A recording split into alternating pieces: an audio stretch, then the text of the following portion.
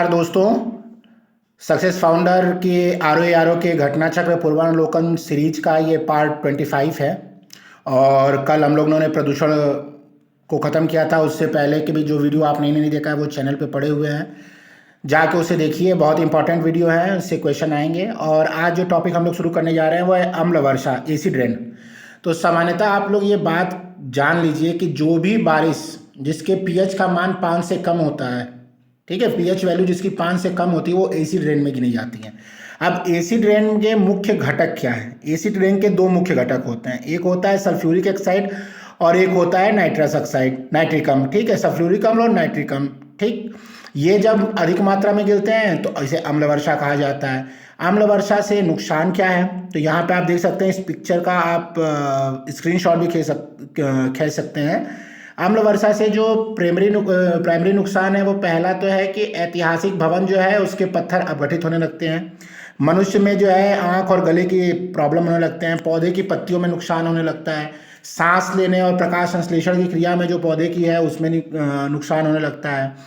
मिट्टी में जो पोषक तत्व हैं उसमें नुकसान होने लगता है। ठीक है, मेढक मछली जो अंडे देते हैं पानी में वो नष्ट हो जाते हैं। ये प्राइमरी जो है वो दुष्प्रभाव हैं। ठीक, आइए इसके क्वेश्चंस को हम लोग देखना शुरू करते हैं और देखते हैं कि कितना इम्पोर्टेंस है इसका। पीसीएस प्री 2013 में क्वेश्चन पूछा गया है कि अम्ल वर्षा निम्नांकित वायु द्वारा वायु प्रदूषण के कारण होती है: carbon dioxide, carbon monoxide, methane, nitrous oxide और सल्फर डाइऑक्साइड। तो शुरू में ही मैंने कहा है कि नाइट्रस ऑक्साइड और सल्फर ऑक्साइड ही मुख्य घटक हैं अम्ल वर्षा के। ठीक है, नेक्स्ट क्वेश्चन है, निम्नलिखित में से कौन सा या से अम्ल वर्षा के लिए उत्तरदायी है? Carbon dioxide, carbon monoxide, propane, nitrous oxide, sulphur oxide. तो नाइट्रस ऑक्साइड और सल्फर ऑक्साइड। देखिए, पीसीएस प्री यूपी में भी 2013 में पूछा, झारखंड में भी 2013 में पूछा, इसलिए उस साल के पीसीएस के पेपरों को भी हम लोगों को देखना है, हर स्टेट का। ठीक, फिर अम्ल वर्षा किनके द्वारा होने वाले पर्यावरण प्रदूषण के कारण होती है? पहला कार्बन डाइऑक्साइड और नाइट्रोजन, दूसरा कार्बन मोनोऑक्साइड और कार्बन डाइऑक्साइड, तीसरा ओजोन और कार्बन डाइऑक्साइड और तीसरा नाइट्रस ऑक्साइड और सल्फर डाइऑक्साइड। आईएएस में भी प्री में 2013 में पूछा है, तो नाइट्रस ऑक्साइड और सल्फर ऑक्साइड। फिर निम्नलिखित में से कौन अम्ल वृष्टि का कारण है? Same question 2006, 2007, 2010, 2001।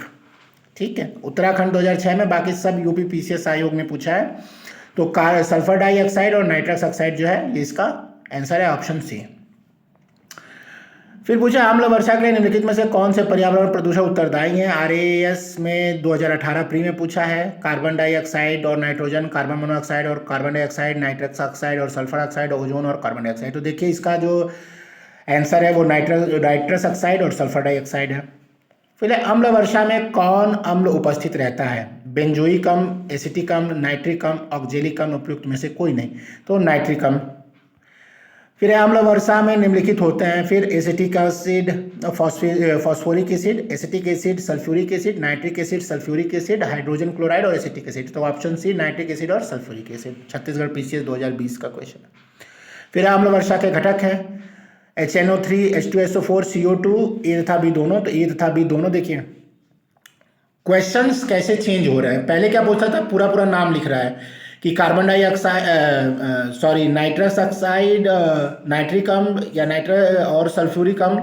अब नाइट्रिक अम्ल और सल्फ्यूरिक अम्ल का केमिकल फॉर्मूला दे दिया है, तो ये भी हम लोग को ध्यान देते हुए चलना है। ठीक, फिर अम्ल वर्षा में नीचे दिए गए कौन से प्रदूषक वर्षा जल एवं हिम को प्रदूषित करते हैं? Sulphur dioxide, nitrogen oxide, carbon dioxide और मीथेन। आरएएस 2015 का क्वेश्चन है, तो 1 और 2 यानी ऑप्शन बी सही है। अम्ल वर्षा होती है, ऑप्शन ए दिया, बादल तक पहुंचकर ठंडी होने वाली अम्ल वाष्प के कारण। बी, वाष्प वर्षा के जल और कार्बन डाइऑक्साइड प्रदूषकों के मध्य प्रतिक्रिया के कारण। सी, बादल के जल एवं सल्फर डाइऑक्साइड प्रदूषकों के मध्य प्रतिक्रिया के कारण।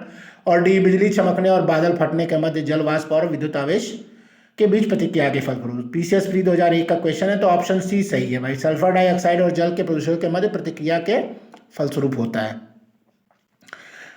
नेक्स्ट क्वेश्चन है, निम्नलिखित में से एक का वर्षा के पानी में घुलने से वर्षा का पानी अम्लीय हो जाता है? ऑप्शन है सल्फर के ऑक्साइड, बोरॉन के ऑक्साइड, हाइड्रोक्लोरिक अम्ल और नाइट्रिक अम्ल। तो सल्फर के ऑक्साइड जब घुलते हैं तब वर्षा का जल जो है वो अम्लीय हो जाता है। फिर अम्ल वर्षा होती है कारखानों से, पेट्रोल से, कोयले जलाने से, लकड़ी से, तो कारखानों से होती है। फिर निम्नलिखित में से कौन सी गैस वायुमंडल में अम्लीय वर्षा का कारण होती है? CFC, CH4, O3, SO2, तो SO2।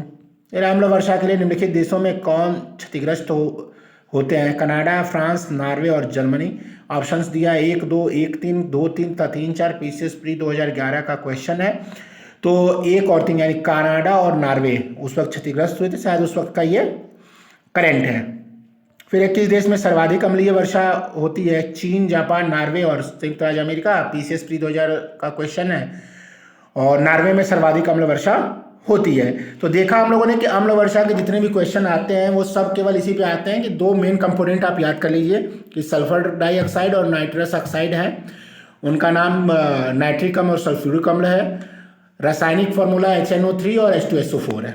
इसी पे बेस्ड सारे क्वेश्चन हैं। और एक कि भैया इससे क्या क्षरण होता है, तो शुरू में मैंने बता दिया है। नेक्स्ट टॉपिक है हम लोग का जल प्रदूषण। तो देखिए जल में का प्रदूषण जब होता है ना कि जल में जो मानव क्रिया के द्वारा जब जैविक और अजैविक दोनों प्रकार के पोषण तत्वों की वृद्धि हो जाती है ना, तो उसे यूट्रोफिकेशन कहते हैं।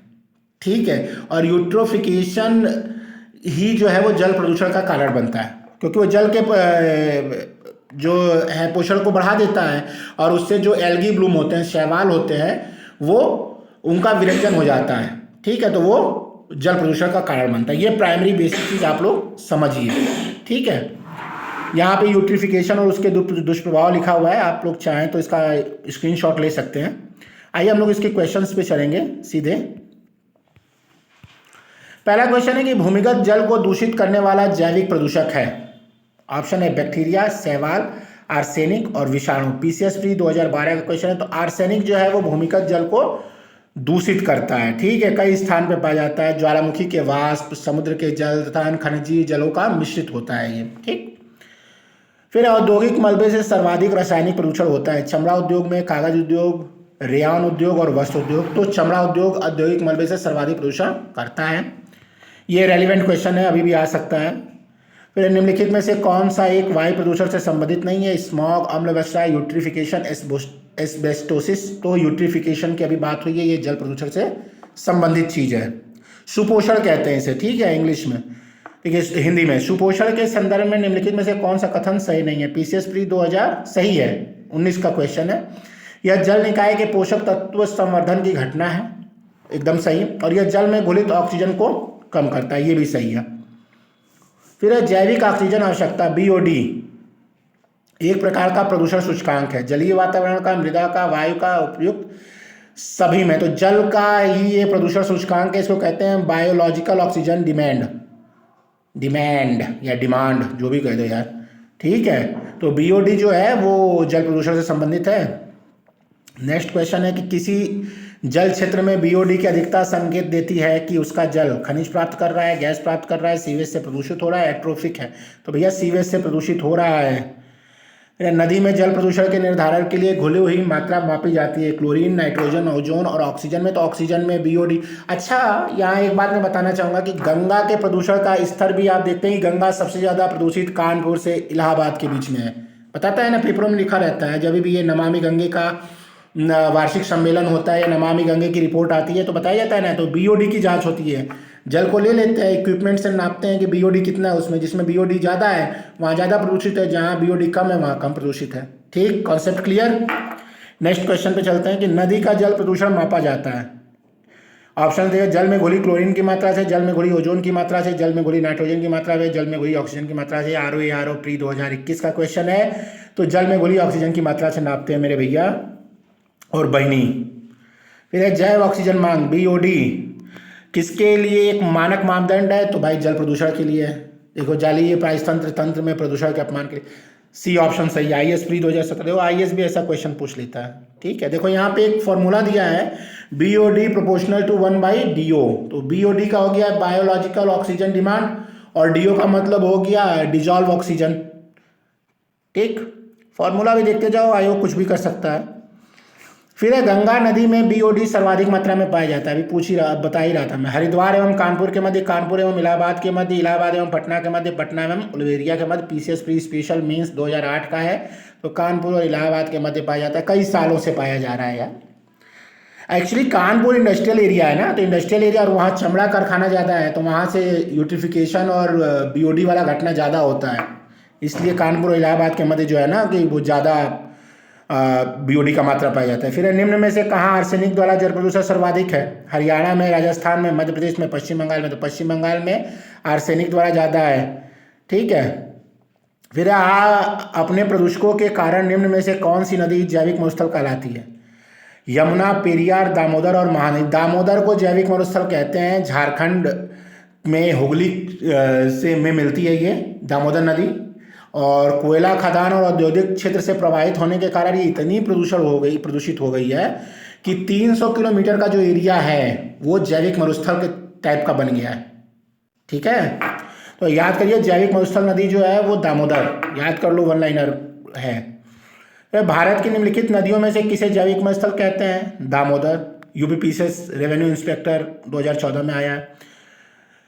नेक्स्ट क्वेश्चन है, भारतीय रेल द्वारा उपयोग में लाए जाने वाले जैव शौचालयों बायोटॉयलेट्स के संदर्भ में निम्नलिखित कथनों पर विचार कीजिए। पहला है, बायोटॉयलेट में मानव अपशिष्ट का अपघटन फंगल इनोकुलम द्वारा उपक्रमित होता है, और दूसरा है, इस अपघटन के अंत्य उत्पाद केवल अमोनिया एवं जलवाष्प होते हैं जो वायुमंडल में निर्मुक्त हो जाते हैं। देखो ऑप्शन से केवल एक, केवल दो, एक और दो, दोनों, एक और दो, दोनों नहीं। IAS प्री 2015 का क्वेश्चन है। 2014 से जब मोदी गवर्नमेंट आई तो ट्रेनों में बायो टॉयलेट लिखना चालू हो गया। और एक चीज़ आप ये जान लीजिए, पूछ सकता है कि बायो टॉयलेट जो होता है वो DRDO निर्मित किया है उसको, ठीक है, उसके सारे डिजाइन और मॉड्यूल को, तो प्री 2015 में पूछ लिया गया। तो इसका ऑप्शन का आंसर है नाइदर वन नॉर टू, ठीक है। नेक्स्ट क्वेश्चन है, उत्तर प्रदेश की निम्नलिखित नदियों में कौन सी पर्यावरण प्रदूषण के कारण जैविक आपदा घोषित हो गई है? पीसीएस प्री 2018 का क्वेश्चन है। यमुना, गोमती, सई और तमसा। तो देखिए, यमुना और गोमती दोनों को जैविक आपदा घोषित कर दी गई है, लेकिन आयोग ने जो है वो गोमती को माना था, ठीक है। तो हम आयोग के साथ चलेंगे, हम लोग गोमती के साथ चलेंगे। अगर RO वाले और PCS UPPCS वाले ध्यान दे दो भैया, गोमती मार के आना है, ठीक है। और फिर निम्नलिखित में से कौन से भारत के कुछ भागों में पीने के जल में प्रदूषक के रूप में पाए जाते हैं? Arsenic, sorbitol, fluoride, formaldehyde, uranium, ठीक है। तो आर्सेनिक तो पाया जाता है, सॉर्बिटॉल नहीं पाया जाता है, फ्लोराइड भी पाया जाता है, फॉर्मल्डिहाइड नहीं पाया जाता है, यूरेनियम पाया जाता है। तो 1, 3, 5 पाया जाता है। देखो किस ऑप्शन में है? ऑप्शन सी में है, ठीक है। अच्छा ये बताइए कि फॉर्मल्डिहाइड जो है इसका रासायनिक सूत्र क्या है? कमेंट करके आप बताइए मुझे। नेक्स्ट क्वेश्चन है, नॉक-नीच संलक्षण उत्पन्न होता है पारा के प्रदूषण द्वारा, सीसा के प्रदूषण द्वारा, संख्या के प्रदूषण द्वारा या फ्लोराइड के प्रदूषण द्वारा? यूपीपीसीएस मीन्स 2016 का क्वेश्चन है, आ भी सकता है क्योंकि 2016 के बाद मुझे तो नहीं लग रहा है कि इधर आया है। तो नॉक-नीच संलक्षण जो है वो फ्लोराइड के प्रदूषण को कहते हैं, ठीक है। फिर है, भारत के किस महानगर में वार्षिक प्रति व्यक्ति सर्वाधिक ठोस अपशिष्ट उत्पन्न होता है? बेंगलोर, चेन्नई, दिल्ली, मुंबई। ये जो आप लोग का एनकैप की रिपोर्ट और ये सब आती है ना सरकार की करंट, उससे है। यूपीपीसीएस प्री 2010 का ये क्वेश्चन था, तो ये करंट का है, ये अभी रेलिवेंट नहीं है। अभी जो आएगा करंट में डेटा उसको देखा जाएगा। फिर है, भारत में ठोस अपशिष्ट प्रबंधन नियम 2016 के अनुसार निम्नलिखित में कौन सा एक कथन सही है? पहला, अपशिष्ट उत्पादकों के 5 कोटियों में अपशिष्ट अलग अलग करने होंगे। तो और दूसरा, ये नियम केवल अधिसूचित नगरीय स्थानीय निकायों, अधिसूचित नगरों तथा सभी औद्योगिक नगरों पर ही लागू होंगे। तीसरा, इन नियमों में अपशिष्ट भराव स्थलों तथा अपशिष्ट प्रसंस्करण सुविधाओं के लिए सटीक और ब्यूरोवार मानदंड संबंधित हैं। और चौथा जो है वो अपशिष्ट उत्पादकों के लिए यह ज्ञापक होगा कि किसी एक जिले में उत्पादित अपशिष्ट किसी अन्य जिले में ना ले जाया जाए। IAS प्री 2019 का क्वेश्चन है, उस वक्त ये ऑप्शन सी इसका सही था, ठीक है। अब देखिए समुद्री प्रदूषण है, तो समुद्री प्रदूषण हम लोग नेक्स्ट वीडियो में करेंगे क्योंकि वीडियो बहुत ज़्यादा लंबी हो जाएगी। अभी भी मुझे लग रहा है कि वीडियो 15 मिनट से ऊपर की हो गई है। आपने यहाँ तक अगर वीडियो को देखा है तो वीडियो को लाइक करिए, चैनल को सब्सक्राइब करिए, शेयर करिए, कमेंट करिए, और हाँ ये भी लिखिए कि नेक्स्ट वीडियो किस टॉपिक पे आपको चाहिए। मैं शॉर्ट्स की सीरीज चला रहा हूँ करंट के लिए, उसको भी आप लोग फॉलो करिए। Thank you very much.